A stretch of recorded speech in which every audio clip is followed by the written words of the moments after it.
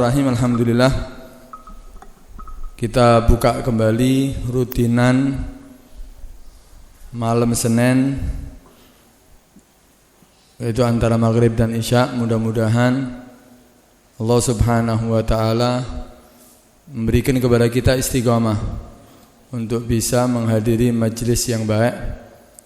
Karena dengan kita menghadiri majlis yang baik, Allah berarti menghendaki kita untuk menjadi orang yang baik. Man yuridillahu bihi khairan yufaqihu fid din. Barang siapa yang Allah menghendaki kebaikan terhadap seorang hamba, maka Allah akan memberikan kefahaman dalam ilmu agama. Yaitu diantaranya dengan menghadiri acara majlis ta'lim seperti saat ini. Dan juga dikatakan ketika kita selalu bergabung dengan orang-orang yang baik, maka kita dikategorikan sebagai orang yang baik. Tapi kalau kita bergabung dengan orang yang jelek, orang yang melanggar, orang yang di situ berbuat dosa, maka kita dikategorikan termasuk orang yang jelek, walaupun kita adalah orang yang baik. Karena itu selalu bergabunglah dengan orang-orang yang baik, maka Allah subhanahu wa ta'ala akan menjadikan kita orang yang baik dan tergolong sebagai orang yang baik. Kemudian alhamdulillah Ramadan sudah kita lalui. Mudah-mudahan apa yang kita lakukan di bulan Ramadan Allah terima segala amal perbuatan yang baik, ibadah kita, puasa kita, salat tarawih kita, bacaan Al-Quran kita, semua yang kita lakukan di bulan Ramadan, mudah-mudahan Allah terima semua amal ibadah kita, dan Allah lipat gandakan pahalanya, dan sudah juga menjadi penyebab Allah subhanahu wa ta'ala menjadikan kita termasuk orang-orang yang sudah diampuni dosa-dosanya. Dan dengan itu semuanya, mudah-mudahan setelah bulan Ramadan amal kita lebih baik daripada sebelum Ramadan, dan itu menjadi pertanda ibadah kita diterima oleh Allah Subhanahu wa taala di bulan Ramadan. Jadi kalau ingin tahu ibadah kita ini Ramadan diterima apa enggak, maka amal yang kita lakukan setelah Ramadan itu menjadi lebih baik daripada sebelum Ramadan. Kita koreksi seandainya apa yang sudah sebelum Ramadan kita lakukan, seandainya kita mungkin jarang ke masjid sebelum Ramadan, jarang membaca Al-Quran sebelum Ramadan, kita jarang untuk melakukan salat berjamaah di bulan sebelum Ramadan, kurang dalam ibadah. Tapi setelah keluar Ramadan ternyata gemar salat berjamaah, kemudian Al-Quran selalu kita baca, kemudian istiqamah di dalam menghadiri majlis yang baik. Itu semuanya pertanda berarti ibadah kita di bulan Ramadan diterima oleh Allah Subhanahu wa ta'ala. Karena itu ayo ya kita mudah-mudahan dengan sudah kita lalui Ramadan itu semuanya menjadikan kita lebih semangat untuk dekat dengan Allah Subhanahu wa ta'ala. Kemudian seperti biasanya ya kita baca di dalam majlis ini, yaitu kitab Risalatul Mu'awanah wal Mudhaharah. Kita sampai kepada pembahasan wa fi ba'dil athar. Wa fi ba'dil athar anillahi ta'ala kul lil ladzina yatafaqqahuna li ghairid din wa yata'allamuna li ghairil amal wa yalbasuna lin-nasi masukal kibash alsinatuhum ahla minal asal wa qulubuhum amarru minas sabir abi yaghtarun am alayya yajtari'un fa in halaftu la ab'asanna ala ulaika fitnah tatrukul halimu minhum hayran. Di sebagian daripada asar, sebagian daripada riwayat-riwayat anillahi ta'ala, dari Allah subhanahu wa ta'ala, riwayat langsung dari Allah yang bukan di dalam Al-Quran, itu dinamakan hadis qudsi. Artinya apa? Ini hadis qudsi, firman-firman Allah yang bukan ada di dalam Al-Quran. Allah subhanahu wa ta'ala berfirman di sebagian asar, Gul katakan lilladina terhadap orang-orang yang yatafaqqahuna mereka belajar agama li ghairiddin tapi bukan untuk kepentingan agama. Katakan terhadap orang-orang yang belajar agama tapi bukan untuk kepentingan agama. Wa yata'allamuna li ghairil amal, dan mereka katakan kepada orang-orang yang belajar ilmu tapi bukan untuk diamalkan. Jadi ada orang belajar ilmu agama, belajar fikih, belajar ilmu hadis, belajar ilmu tauhid, belajar ilmu yang lainnya, mempelajari ilmu agama tapi bukan untuk kepentingan agama, untuk kepentingan yang lainnya. Ternyata belajarnya hanya untuk kepentingan supaya mendapatkan kedudukan, mendapatkan harta, mendapatkan popularitas. Katakan kepada orang-orang yang belajar ilmu tapi bukan untuk diamalkan, hanya cuman bangga-banggaan, punya ilmu untuk membanggakan dirinya di hadapan masyarakat, untuk mengkais banyak harta, untuk mendapatkan kedudukan di mata masyarakat. Katakan kepada mereka, orang-orang yang belajar agama tapi bukan untuk kepentingan agama, mempelajari ilmu bukan untuk diamalkan, wayalbasuna linnasi masukal gibash, dan mereka memakai untuk manusia pakaian-pakaian yang mungkin terbuat daripada kulit-kulit domba, kainnya kain wol. Pakaian mereka menampakkan sebagai orang-orang yang tasawuf, orang-orang yang sufi. Seakan-akan mereka itu menampakkan bahwa mereka adalah orang yang zuhud, tidak cinta dunia. Penampilannya penampilan wali, penampilan sufi. Katakan kepada mereka, orang-orang yang memakai terhadap manusia, di hadapan manusia pakaiannya yang terbuat daripada kain-kain wol. Alsinatuhum ahla minal asal. Lisan-lisan mereka, bicara-bicaranya mereka lebih manis daripada madu. Wah, kalau berbicara pasti yang keluar dari lisannya manis seperti rasa madu. Kemudian wa qulubuhum amarru minas sabir, tapi hati-hati mereka lebih pahit daripada sekalipun jamu yang pahit atau jadam. Katakan kepada mereka, orang-orang yang mereka itu mengatakan ya belajar yang seharusnya untuk Allah, tapi mereka belajar hanya untuk selain Allah, bukan untuk diamalkan. Belajar agama bukan untuk membela agama, bukan untuk mengembalikan umat, menyelamatkan umat ini kepada Allah, kembali kepada agama. Katakan kepada mereka yang belajar bukan untuk diamalkan ilmunya. Katakan kepada mereka yang mereka berpenampilan sufi, bicaranya lebih manis daripada madu, tapi hati mereka pahit bahkan lebih daripada jadam. Katakan kepada mereka, abi yaktarun, apakah karena sebab aku mereka tertipu? Artinya apa? Kata Allah Subhanahu wa taala, apakah karena aku menutupi daripada kedok mereka, mereka tertipu sampai menyangka mereka adalah orang yang baik, padahal belajar agama bukan untuk tujuan agama.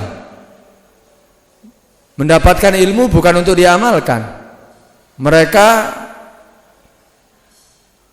tidak memakai pakaian-pakaiannya bukan untuk Allah, tapi untuk dianggap sebagai orang yang baik, sebagai orang yang wali, sebagai orang yang sufi. Merasa tidak ada yang tahu daripada kekurangannya. Apa sebab itu? Karena sebab aku tutupi itu, akhirnya mereka tertipu dengan dirinya sendiri. Allah ketika ada seorang hamba melakukan kesalahan, Allah tutupi. Ini kelebihan daripada umatnya Nabi Muhammad. Kalau umat-umat yang dahulu itu melakukan dosa langsung ditampakkan oleh Allah Subhanahu wa taala. Semua makhluk tahu, semua orang tahu. Bahkan dikatakan kalau melakukan dosa itu pagi harinya di depan pintunya ya, tertulis semuanya. Ini orang yang tinggal di rumah ini fulan telah melakukan kesalahan, melakukan dosa. Tahu semuanya. Tapi umatnya Nabi Muhammad ini ditutupi. Melakukan kesalahan, melakukan dosa ditutupi oleh Allah Subhanahu wa taala. Apa karena sebab itu mereka tertipu? Belajar agama bukan untuk agama, punya ilmu bukan untuk diamalkan, malah menipu dirinya sendiri. Am alayya yajtariun, ataukah mereka itu sudah mulai berani kepada aku, kata Allah Subhanahu wa taala. Mereka sudah mulai berani menentang aku, kata Allah Subhanahu wa taala.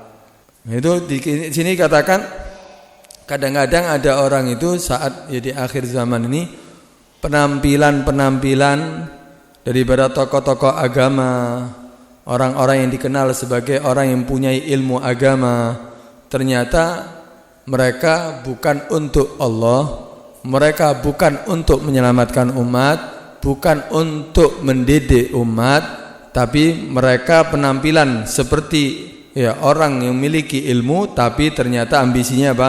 Duniawi, kedudukan, bukan untuk membela agama Allah. Mereka tidak peduli. Kadang-kadang banyak orang yang masih mabuk-mabukan tidak peduli, yang penting dapat harta. Mau banyak orang yang mabuk, mau banyak orang yang melakukan maksiat, tidak peduli. Mereka tidak peduli semuanya itu. Narkoba di mana-mana mereka tidak peduli. Anak-anak muda sudah tidak gemar untuk mencari ilmu agama lagi, mereka gak peduli. Kenapa? Karena tujuannya bukan untuk Allah. Mempelajari ilmu agama bukan untuk agama. Punya ilmu bukan untuk diamalkan, bukan untuk ngasih tahu yang lainnya, bukan. Tapi tujuannya untuk apa? Untuk duniawi, untuk penampilan, untuk supaya mendapatkan kedudukan di mata masyarakat. Perzinahan di mana-mana semakin merajalela, seakan-akan dia buta. Seakan-akan dia tidak tahu, malah mereka membahasnya urusan-urusan yang tidak ada kepentingan sama sekali dalam urusan agama. Padahal sudah banyak kemaksiatan di sekitarnya, banyak yang melakukan pelanggaran di sekitarnya, seks bebas di mana-mana. Kalau kita lihat anak-anak muda kita, ya laki perempuan jalan bersama, sepeda motoran, goncengan bersama, kadang-kadang keluar kemana nggak tahu, nggak pernah peduli mereka, nggak pernah ada tambi peringatan daripada mereka. Riba sudah seakan-akan menjadi halal, nggak pernah mereka memberitahu, nggak pernah mengajarkan, bahkan kadang-kadang menghila daripada riba, mencari-cari jalan keluar untuk supaya halal daripada riba. Padahal riba itu adalah dosa yang sangat besar. Bahkan tidak pernah Allah mengajak perang terhadap hambanya kecuali yaitu orang yang memakan riba, melakukan riba, atau orang yang memusuhi para kekasihnya. Pakai segala cara.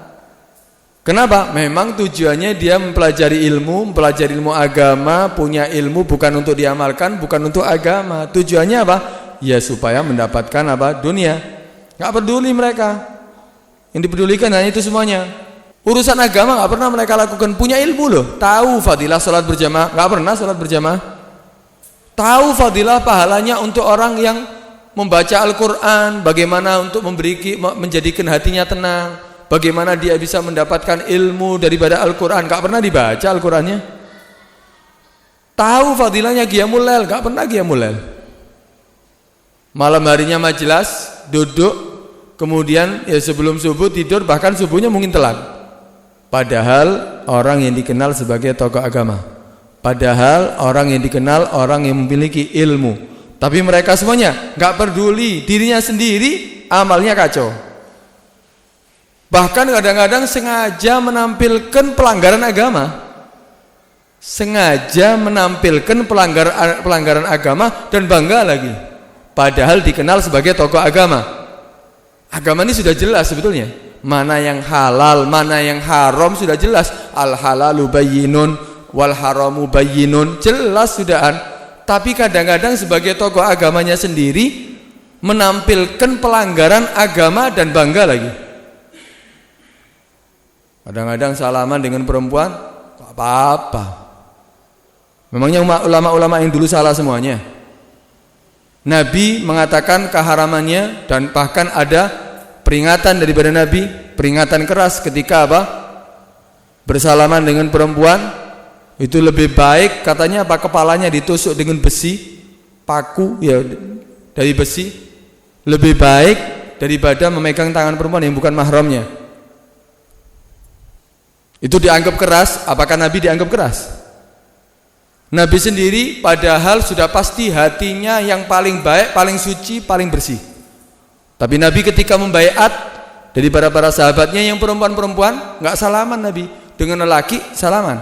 Tapi dengan perempuan ada beberapa riwayat, ada yang mengatakan tangannya dimasukkan dalam air, satu bak gitu, semua tangannya perempuan dimasukkan air, Nabi tangannya dimasukkan dalam air juga. Ada yang mengatakan memegang hanya di atas daripada kain. Nabi hatinya yang paling bersih, nggak mau salaman dengan perempuan. Sekarang mengatakan yang penting hatinya. Itu terlalu keras dalam urusan agama. Loh, memangnya agama keras? Ada agama yang keras.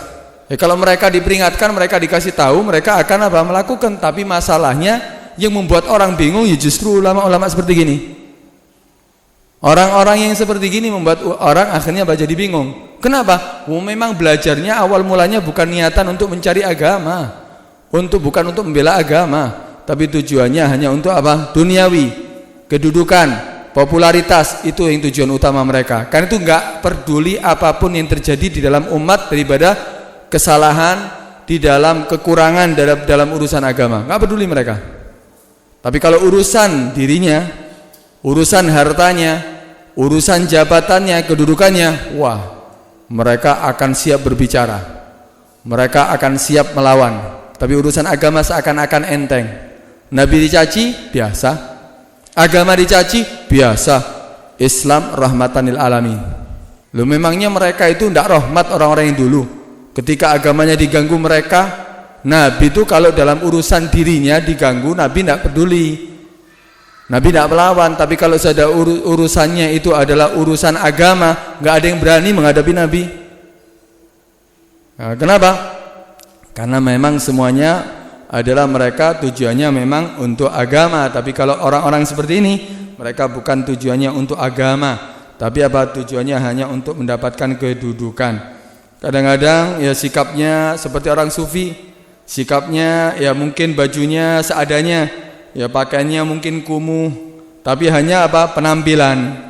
Tapi ternyata doyan duit dia. Ternyata rumahnya seakan-akan jelek, rumahnya gede, sawahnya puluhan hektar. Kenapa? Karena memang mereka menampilkan, orang-orang yang dikatakan ini menampilkan ya orang-orang yang seakan-akan peduli dengan agama, tapi sama sekali mereka tidak peduli dengan agama. Karena itu ya orang-orang yang seperti ini, kata Allah Subhanahu wa taala, mereka ini tertipu karena memang Allah tidak membuka kedok mereka.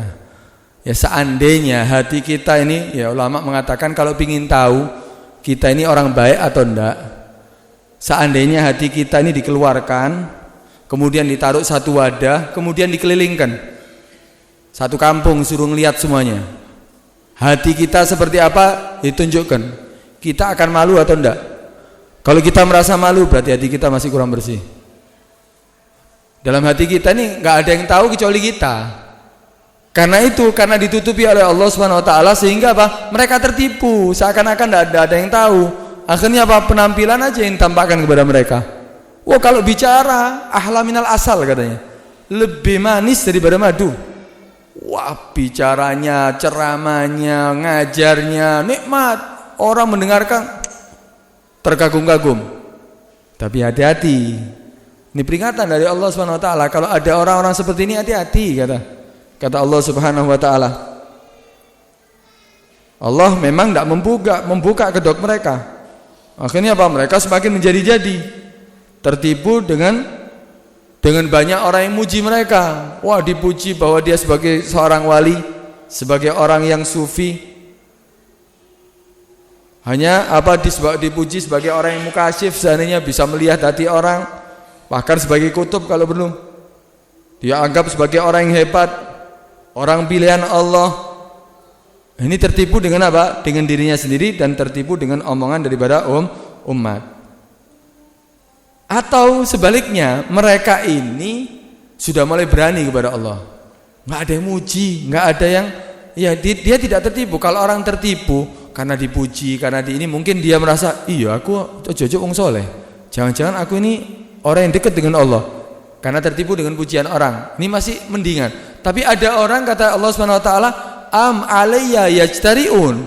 Apakah mereka sebaliknya, ataukah mereka ini yajtariun, mereka berani melawan aku padahal tahu mereka melakukan kesalahan. Bukan tertipu dengan omongan manusia, tahu melakukan kesalahan, berarti sudah mulai berani melawan aku, kata Allah Subhanahu wa taala. Kalau mereka sudah melakukan itu, kata Allah Subhanahu wa taala, fa in halaftu, maka jika aku sudah bersumpah, la'at asanna ala ulaika fitnah, maka aku akan utus, berikan kepada mereka fitnah.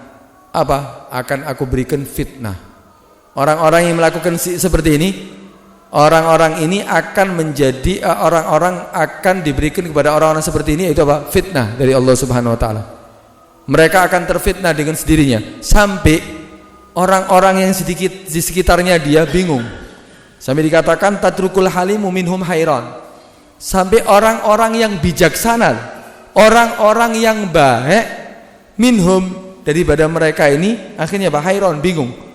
Ini orang kadang merah, kadang biru, kadang hijau, kadang berubah-ubah, nggak jelas. Kadang ngomong gini, nanti ngomongnya sebaliknya.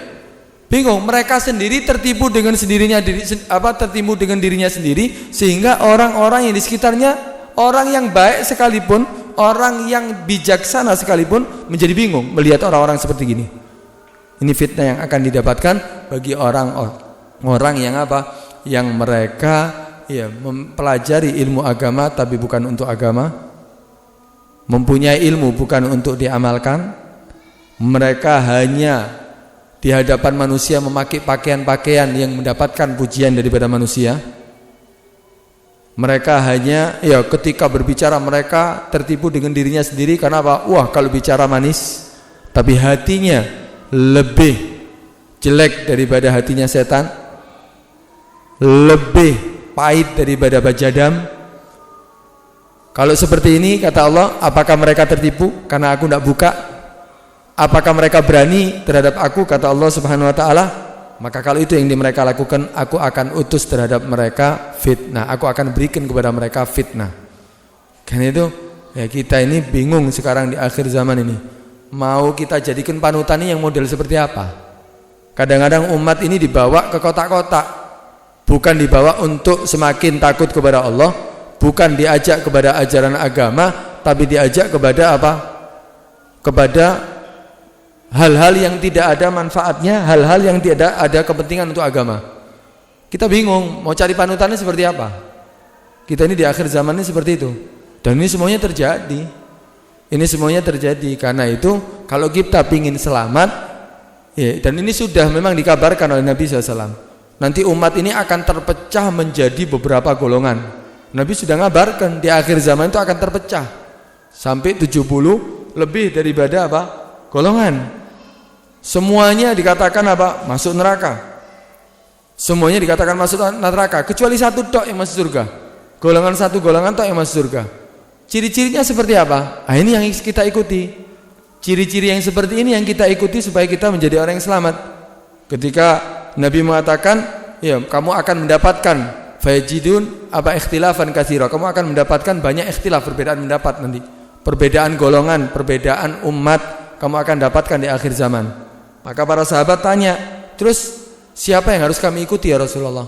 Maka Nabi SAW mengatakan apa? Alaikum bisunnati wa sunnati khulafa'ir rasyidin min ba'di. Maka wajib bagi kamu saat seperti itu kamu untuk kembali kepada ajaranku, sunnah-sunnahku. Kemudian juga sunnah ajaran daripada khulafa'ir rasyidin. Daripada khulafa'ir rasyidin seperti siapa? Sayyidina Abu Bakar, Sayyidina Umar, Sayyidina Utsman, Sayyidina Ali. Kembali kepada mereka. Kalau kembali kepada ajaran Nabi, ya sudah jelas itu termasuk daripada iman. Termasuk daripada kesempurnaan iman, ya percaya kepada Nabi, ajaran Nabi. Kita kembali kepada ajaran Nabi, itu adalah satu keharusan.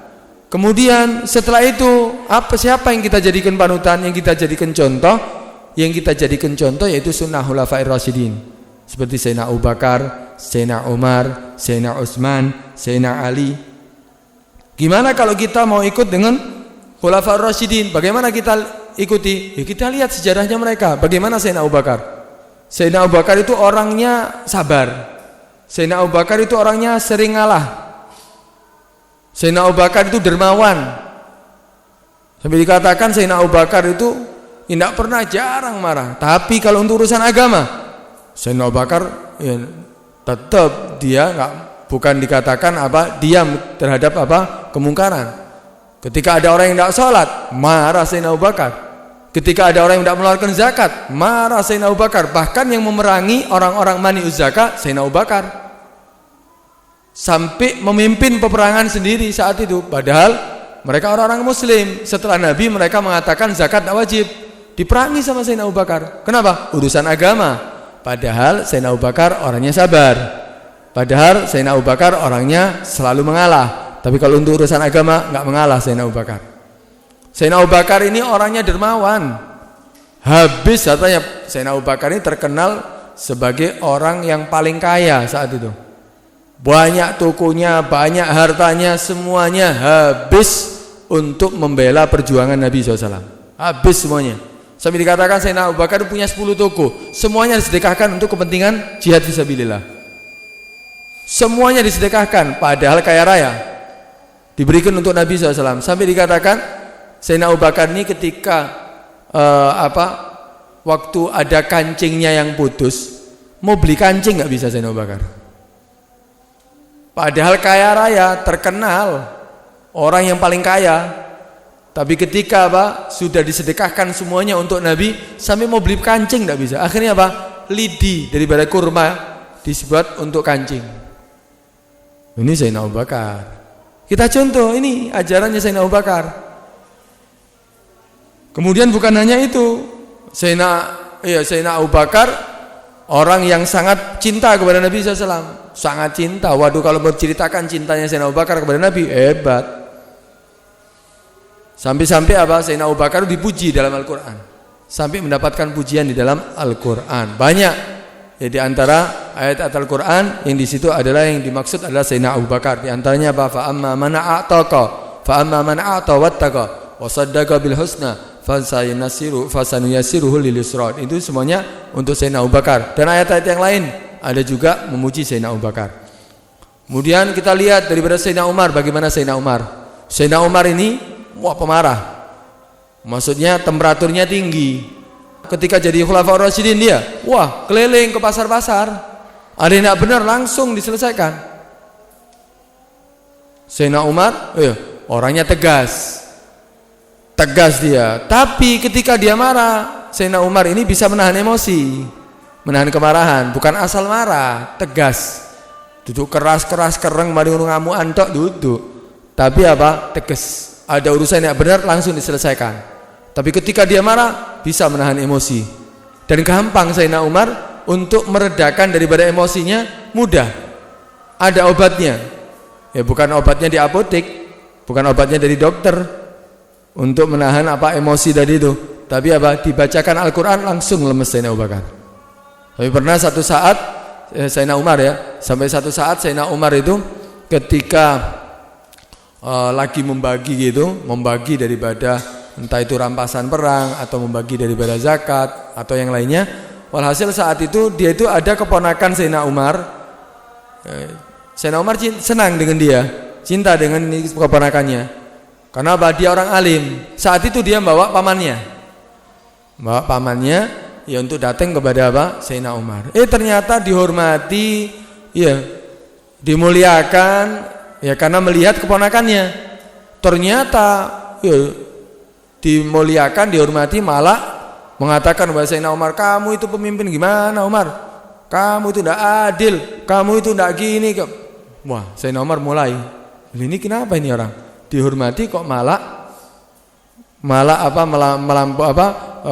sampai dia membicarakan hal-hal yang seperti itu. Sudah mulai marah. Keponakannya tahu, wah ini Sayyidina Umar marah nih. Ya memang digarai bukan sesuatu yang memang Sayyidina Umar salah. Ya tidak ada apa-apanya, tahu-tahu Sayyidina Umar dicaci. Ya mungkin sudah mulai. Akhirnya apa? Keponakannya langsung mengatakan kepada Sayyidina Umar, wal kadhiminal ghaid wal 'afina 'anil nas wallahu yuhibbul muhsinin. Dibacakan ayat Quran, Allah itu senang terhadap orang-orang yang bisa meredam emosinya. Langsung luntur, langsung turun itu Sayyidina Umar. Kemudian wal 'afina 'anil nas, Allah itu senang dengan orang-orang yang memaafkan daripada kesalahan manusia. Udah tak maafkan. Wallahu yuhibbul muhsinin, Allah itu cinta terhadap orang-orang yang baik. Apa permintaan dia? Kasih. Langsung reda. Kalau kita kan marah dibacakan Al-Quran, ojo moco kon Al-Quran, tak tampar pisan kon. Kamu. Tapi kalau orang dia ini Sayyidina Umar langsung lontur, langsung reda. Nah, ini kita contoh, ya. Contoh Nabi, kemudian Khulafaur Rasyidin, Sayyidina Abu Bakar, Sayyidina Umar. Belum nanti ya dakwanya Sayyidina Utsman, bagaimana Sayyidina Utsman, bagaimana Sayyidina Ali. Ya, kita lihat sejarah mereka itu menjadi contoh. Gampangannya gini, kalau kita sekarang dihadapkan satu masalah, apakah Nabi melakukan? Apakah Khulafaur Rasyidin melakukan atau tidak? Itu yang kita jadikan ukuran, tolak ukur. Itu dikatakan alaikum bisunnati wa sunnati khulafair rasyidin. Contoh sekarang seandainya. Oh, ada yang mengucapkan selamat Natal. Apa boleh kita mengucapkan? Udah lihat Nabi mengucapkan selamat Natal kepada mereka. Sayyidina Abu Bakar, Sayyidina Umar, Sayyidina Utsman, Sayyidina Ali apa melakukannya? Enggak, ya sudah. Enggak usah banyak dalil sudah. Itu jadikan tolak ukur mereka itu. Kita tahu sejarah mereka, kita jadikan mereka adalah tolak ukur daripada semua yang ada ini, apalagi di akhir zaman.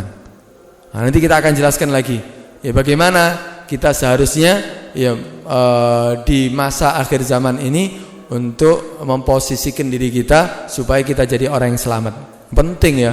Ini kita sekarang berada di akhir zaman ini, walhasil ya model-model banyak orang, ya banyak ulama. Karena itu kita harus berhati-hati. Nabi itu mewanti-wanti, dan ini jarang hadis ini diucapkan. Nabi itu mewanti-wanti umat-umat di akhir zaman untuk apa yang dikhawatirkan lebih daripada Dajjal.